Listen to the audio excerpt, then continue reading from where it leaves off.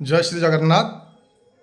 आज मुझे आपण मानक जगन्नाथंकर गोटे अलौकिक कथा कहबी जहाँकि आज मो सहित घटी जे आज मोर गोटे अवार्ड शो थिला जे कि वर्ल्ड चैरिटी वेलफेयर फाउंडेशन तरफ थिला national best astrologer special award जे कि astrology numerology vastu mobile numerology aura scanner एवं शिल्पशास्त्र उपरे नेशनल तरफ बेस्ट अवार्ड आसबार थिला।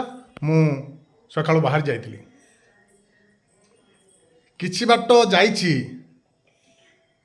जे मिनिमम अधा अधी बाट प्राय पळैलानी कि अधिक टिके जाइछि देखला बेलको आ 21 किलोमीटर अछि। मु चिंता कली बहुत डेरी हो गलानी टाइम रे पहुँच पारिबि कि नाही किछि भाबिछि जगन्नाथ को ध्यान करछि मु जाई पहुँची जानती कि 5-7 मिनट भितर एतिकी चिंता करछि देखिली 21 किलोमीटर अछि 9:35 होइतला 21 किलोमीटर अछि किछि समय पर 9:42 होइगला देखिला बेलको मु पाइलानी आसी आमर मालती पाटपुर आ 6 किलोमीटर अछि बर्तमान 5 ରୁ 7 मिनिट भितर मु जाई मालती पाटपुर पाखे पहुँची गलानी। मत बहुत आश्चर्य लगिला एतिकी चिंता करू करू बाट मंगला आसीगला